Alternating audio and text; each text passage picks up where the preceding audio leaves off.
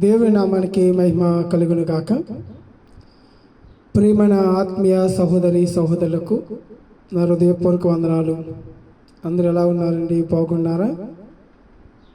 దేవుడిచ్చిన సమయాన్ని మరి మీతో కొన్ని మాట పంచుకోవాలని ఆశపడుచున్నాను. ఈ సమయాన్ని మనందరం కూడా సద్వినియోగపరుచుకొని ఆయన సన్నిధంలో మనం ప్రతి ఒక్కరు కూడా నడవాలని ప్రభుపేట మనం చేస్తున్నాను. ప్రియ దేవుని బిడ్డలారా, ప్రియ దేవుని సంగమా, ఈ తరుణాన్ని, ఈ సమయాన్ని మనందరం కూడా సద్వినియోగపరుచుకుందాం. ఈరోజు ఒక మాటను మీతో పంచుకోవడానికి ఇష్టపడుతున్నాను. శత్రువుల ఎడల బాధ్యత కలిగి ఉండాలి. ఎవరైతే మనకు శత్రువు ఉన్నారో వారికి ఒక బాధ్యత మనం కలిగి ఉండాలి.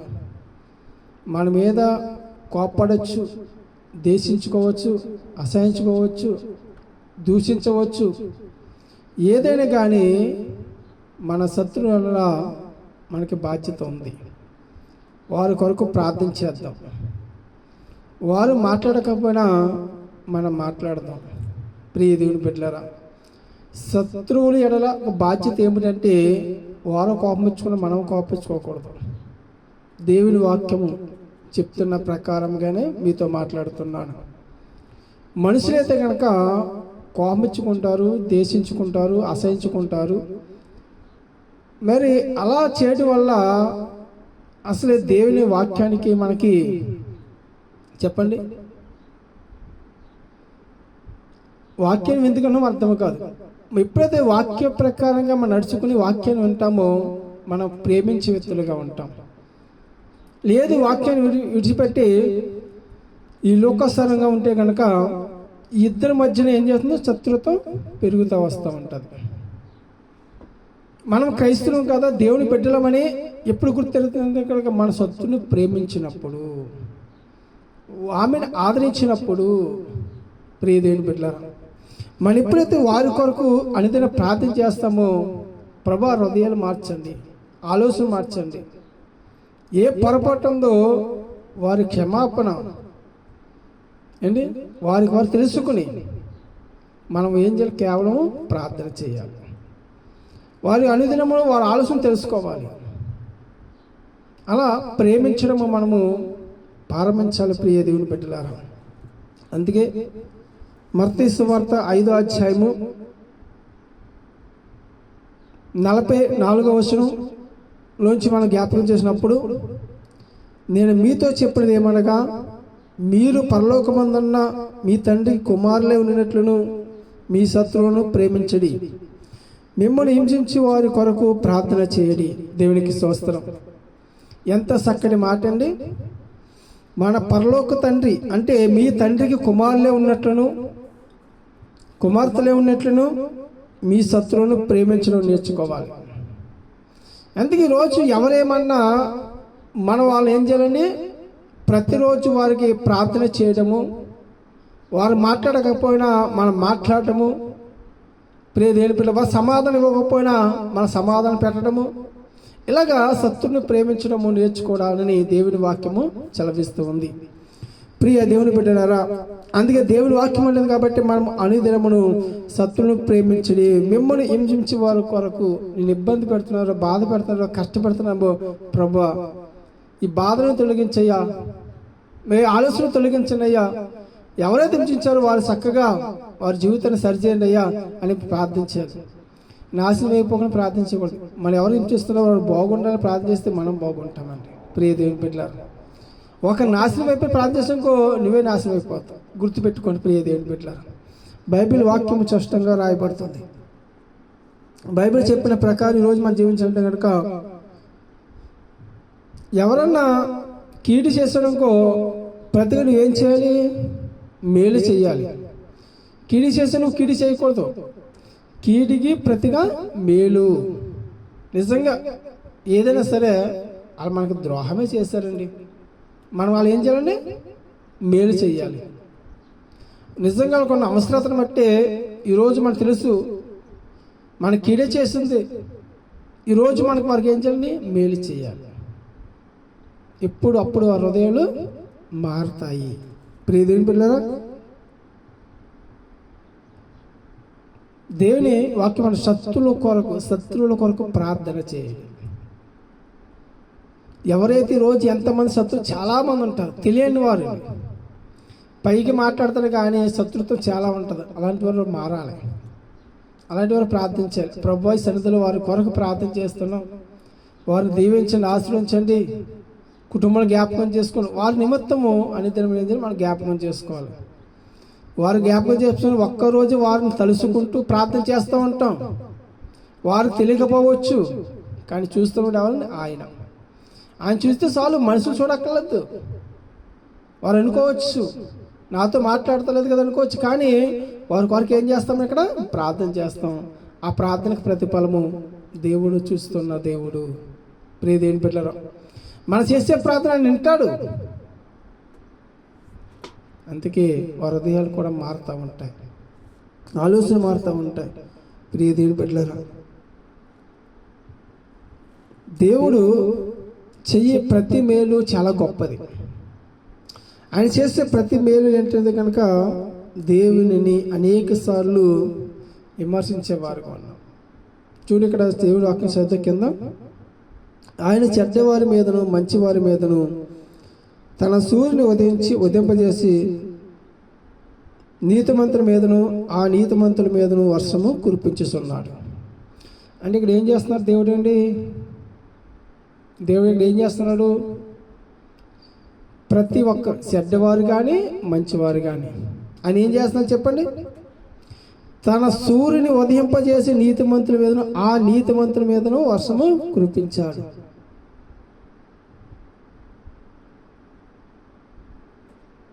అండి, ఈరోజు మనం ఎంతవరకు ఆలోచన చేయాలి? ఎంతవరకు మన ఆలోచన కలిగి ఉండాలి? ప్రియదేవుని బిడ్డలారా, ఏంటి ఆయన అంతలా చూస్తున్నాడు? మంచును చూస్తున్నాడు, చెడ్డను చూస్తున్నాడు. నువ్వు చెడ్డదానం అని విడిచిపెట్టాడా? విడిచిపెట్టాడు. నువ్వు మంచుడు అని నిన్నే ప్రేమిస్తున్నాడా? ప్రియదేవుని బిడ్డలారా, ఇద్దరిని ఒకేలాగా ఆయన నిన్ను చూస్తున్నాడు, నన్ను చూస్తున్నాడు, వాళ్ళని చూస్తున్నారు, మిమ్మల్ని చూస్తున్నాడు. ప్రతి ఒక్కరిని ఆయన చూస్తున్నాడు. మన ఆలోచన ఏమిటి? మంచివారుమా, చెడ్డవారుమా, ఎలాంటి వారము?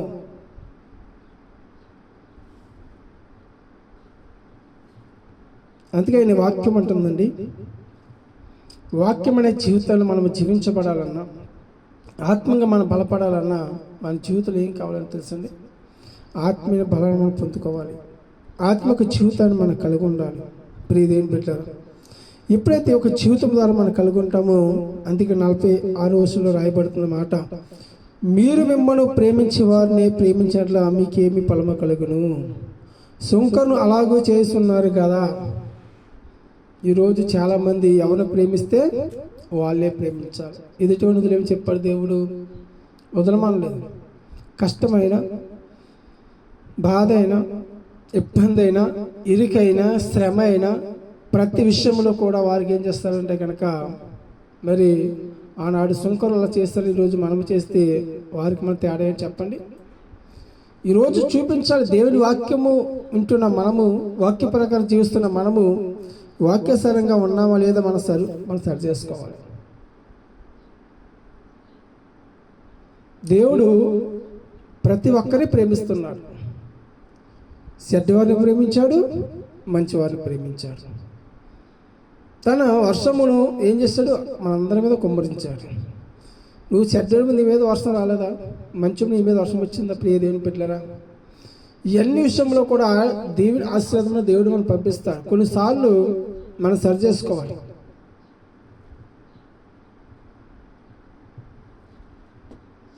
ఎప్పుడైతే మన ఆలోచనలు ఉంటాయో, ఆలోచన ప్రకారం మనం జీవించబడతాం. ప్రియ దేవుని బిడ్డలారా, మన జీవితాన్ని అనుదినమును కూడా జ్ఞాపకం తెచ్చుకోవాలని దేవుని వాక్యము చదివిస్తూ ఉంది. ఎందుకంటే మనము అనుదినమును కూడా ఆనాడు సుంకర వలె కాకుండా, ప్రియ దేవుని బిడ్డలారా, ఆనాడు అలాగే కాకుండా ఎవరిని ప్రేమిస్తే మన ప్రతిఫలం ఉంటుంది, ఎవరిని ప్రేమించాలి? ప్రియ దేవుని బిడ్డలారా, మీకేం ఫలము కలుగుందని అని దేవుడు వాక్యం చేస్తుంది. కాబట్టి మనం అలా చేయడం వల్ల మంచిది కాదు. అందుకే జీవితమునకు దేవునికి కొలబద్ద. మా జీవితంలో కొన్నిసార్లు మనం కొలుస్తున్నప్పుడు మనకి ఎలా ఉంటుంది చెప్పండి. మనం అనేక సార్లు కూడా దేవుని వాక్యాన్ని వింటున్నాం. మనము వాక్య ప్రకారంగా జీవించున్నామా లేవా? దేవుడు చేయ మేలు దేవునిని ఈరోజు మరి పరామర్శించే వారికి ఎంతమంది ఉన్నాము? అందుకని మన పైన వాక్యం చదువు కదండి, ప్రతి విషయంలో కొరకు మీ శత్రువులను ప్రేమించడి, మిమ్మల్ని హింసించి వారి కొరకు ప్రార్థన చేయడి. ఇదే మనం నేర్చుకోవాలి. నిజంగా మన శత్రువులే, మనం దేశించేవారే, అసహించుకునే వారే, ఎన్నో మాటలు మన నిందలు వేసిన వారే. అలాంటి వారికి ప్రభువా వారిని జ్ఞాపకం చేసుకోండి అయ్యా. ఏం చేయాలని మనం ఇలా ప్రార్థించండి, వారు దీవించండి అయ్యా. వారి కుటుంబాన్ని జ్ఞాపకం చేసుకోండి అయ్యా. వారిని ఏం చేయాలంటే కనుక ప్రార్థన చేయడం ప్రారంభించాలి. అలా ప్రార్థన చేయడం వల్ల మనకి ప్రతిఫలం ఉంటుంది. ఎందుకు తెలిసింది? ఈ ప్రార్థన అని వింటాడు,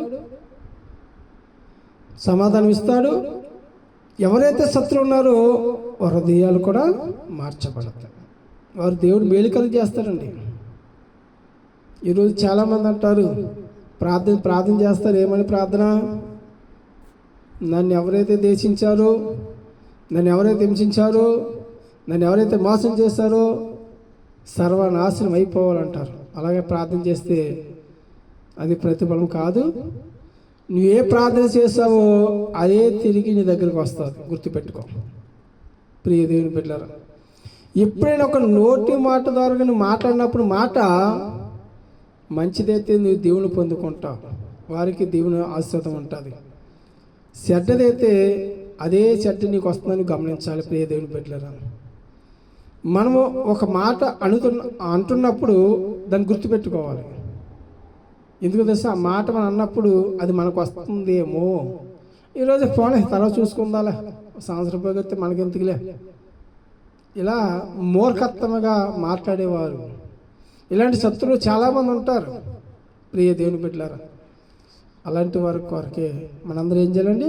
క్రైస్తవులను మనము వారందరి కొరకు ప్రార్థన చేయడము ప్రారంభించాలి. హృదయాలు మార్చబడాలి, అలా ఆలోచన మార్చబడాలి. ప్రియ దేవుని బిడ్డలారా, దేవుని సన్నిధికి దూరం ఎంతోమంది ఉన్నారు. అలాంటి వారు దేవుని దగ్గరికి రావాలంటే కనుక మన ప్రార్థన చాలా ప్రాముఖ్యమైనది. ప్రియ దేవుని బిడ్డలారా, అందుకే ప్రతి విషయంలో ఉండాలంటే కనుక శత్రువుల వెడల బాధ్యతలు మనకు కలిగి ఉండాలి. వారి బాధ్యత మనం తీసుకోవాలి. ప్రభావ వారి కొరకు, వారి కుటుంబాల కొరకు చేస్తున్న పని కొరకు, ఆరోగ్యం కొరకు, వారు దీవించిన ఆశ్రయించి మనం ప్రార్థన చేస్తూ ప్రారంభించాలి. అలాంటి వారి కొరకు చాలామంది అంటారు, నిన్ను మోసం చేసేవారు, నిన్ను దేశించేవారు ఎందుకు ప్రార్థన చేయాలంటారు. అలాంటి వారికి ప్రార్థన దేవుడు ఆలకిస్తాడండి. నువ్వు చేసే ప్రార్థన గొప్ప కాదండి. నీ ప్రార్థన అనేకులకు ఆశీర్వకరంగా ఉండాలి. నీ ప్రార్థన అనేకులకు దీవెనకరంగా ఉండాలంటే కనుక నీవు మొదటి వారు జ్ఞాపకం చేసుకోవాలి. ప్రియ దేవుని బిడ్డలారా, అలా మనము దేవుని వాక్యమును కలిగి దేవుని వాక్యం పట్ల నడుచుకోవాలని ఆయన వాక్యం చదువుతుంది. కాబట్టి మనం చూడండి, మీరు మిమ్మల్ని ప్రేమించిన వారిని ఎడలా ప్రేమిస్తే మీకు ఏ ఫలం కలుగుతుంది? దేవుడు ప్రతి ఒక్కరిని మంచివారు ప్రేమించమన్నాడు, శత్రువులు ప్రేమించమన్నాడు. అబ్బాయి శత్రువులు కదా నన్ను దేశించారు, వాళ్ళు ప్రేమించకపోతే నీకు ఏ ఫలము ఏమి కలగదు. నీవు నీ తోటి సహోదరుతో అతను కూడా ప్రేమిస్తే, వాళ్ళు కూడా నువ్వు ప్రేమిస్తే కనుక అప్పుడు నీకు ఫలము కలుగుతుంది. ఇది మా వాళ్ళు, ఇది ఇలాగా ఎప్పుడైతే ఏరడిపోయామో ప్రియ దేవుని బిడ్డలారా మనకి ఫలాలన్నీ కలగవు.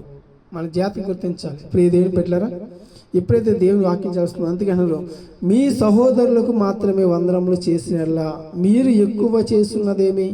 అన్ని జనులను అలాగూ చేస్తున్నారు కదా. మీ పరలోక తండ్రి పరిపూర్ణుడు కనుక మీరును పరిపూర్ణముగా ఉండడి. దేవునికి స్తోత్రం.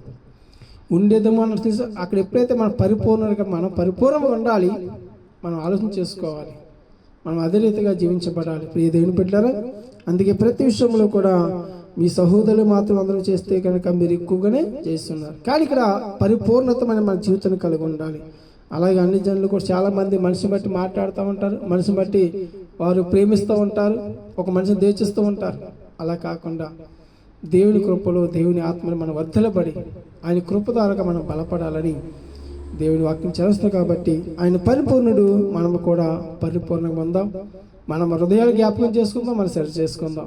ప్రియ దేవుని బిడ్డలారా, ప్రియ దేశంగమా, నిత్యము అనుదినములు ఆయన మార్గంలో మనందరం స్థిరంతముగా ఉండాలని ప్రభుపేట మనం చేస్తున్నాను.